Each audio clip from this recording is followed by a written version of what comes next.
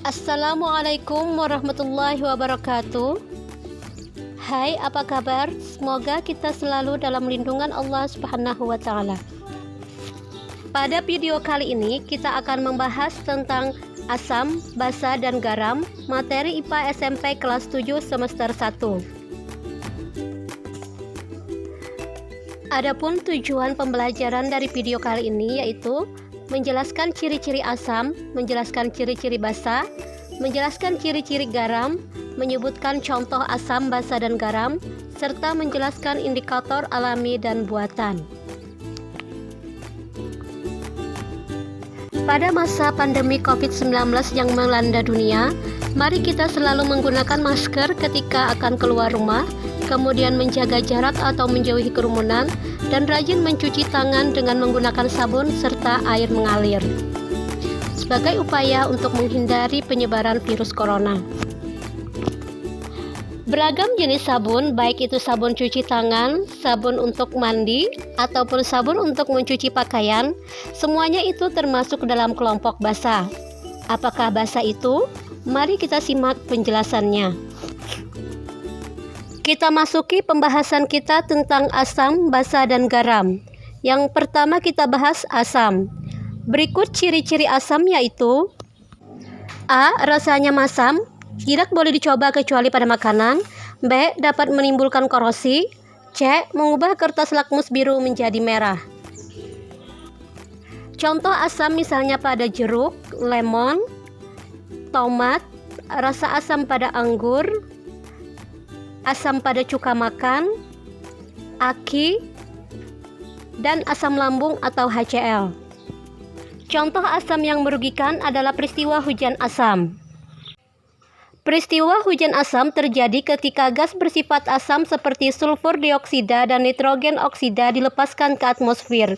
Kemudian gas tersebut terbawa angin dan bereaksi dengan air hujan membentuk asam sulfat dan asam nitrat serta asam klorida. Air hujan yang bersifat lebih asam berbahaya bagi kehidupan di bumi, dapat membunuh tanaman, mencemari sungai, dan mengikis bebatuan dan dampak buruk lainnya. Selanjutnya kita bahas tentang basa. Berikut ciri-ciri basa yaitu mempunyai rasa pahit, tidak boleh dicoba kecuali pada makanan. Terasa licin di kulit, dapat mengubah kertas lakmus merah menjadi biru. Asam ditambah basa akan menjadi netral, yang disebut dengan reaksi netralisasi. Penerapannya pada obat sakit mah, ketika kondisi kadar asam lambung yang tinggi, maka obat mah sebagai senyawa yang bersifat basa berfungsi untuk menetralkannya. Kemudian pada pengobatan akibat sengatan serangga, sebagian orang menggunakan pasta gigi yang mengandung alkalin untuk mengobati sengatan lembah dan menetralisir racun.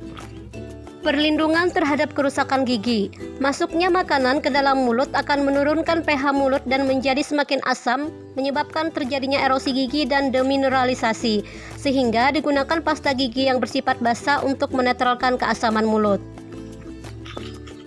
Selanjutnya pada pengolahan tanah pertanian. Tanah gambut memiliki pH yang asam. Untuk menetralkannya dengan pengapuran, yaitu memberikan kapur atau basa ke dalam tanah sehingga menjadi netral.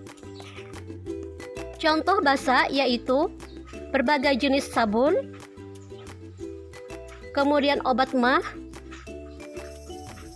pasta gigi, sampo,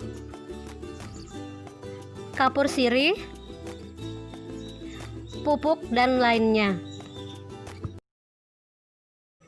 Selanjutnya garam. Bagaimana senyawa garam dapat terbentuk? Yaitu dari reaksi asam dan basa atau reaksi netralisasi.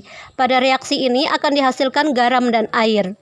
Contoh yang terkenal yaitu adalah garam dapur atau NaCl. Asam klorida bereaksi dengan natrium hidroksida akan menghasilkan natrium klorida atau garam dan air. Manfaat garam misalnya dimanfaatkan di bidang industri pupuk, obat-obatan, pengolahan makanan, dan bahan pengawet. Selanjutnya kita bahas indikator asam basa, yaitu suatu senyawa yang dapat menunjukkan perubahan warna apabila bereaksi dengan asam atau basa. Indikator asam basa dibedakan menjadi indikator alami dan indikator buatan. Berikut penjelasannya. Indikator alami adalah indikator yang dibuat menggunakan ekstrak tumbuh-tumbuhan seperti bunga, umbi, kulit buah, juga daun-daun berwarna. Contoh indikator alami misalnya kunyit. Ekstrak kunyit plus larutan asam akan menghasilkan warna kuning cerah. Ekstrak kunyit jika ditambahkan larutan basa akan menghasilkan warna jingga. Selanjutnya kol merah. Ekstrak kol merah ditambah larutan asam menjadi warna merah. Ekstrak kol merah ditambah basa lemah warnanya hijau. Ekstrak kol merah ditambah basa kuat maka warnanya menjadi kuning. Selanjutnya kembang sepatu. Ekstrak bunga kembang sepatu ditambah larutan asam maka warnanya menjadi merah cerah. Jika ditambah dengan larutan basa maka warnanya menjadi hijau. Selanjutnya indikator buatan, yaitu indikator yang siap pakai yang sudah dibuat di laboratorium atau pabrik alat-alat kimia. Contoh indikator buatan misalnya kertas lakmus yang terdiri dari kertas lakmus merah dan kertas lakmus biru. Di dalam larutan asam, lakmus biru berubah menjadi merah. Di dalam larutan basa, lakmus merah berubah menjadi biru. Contoh indikator buatan lainnya seperti pada tabel berikut.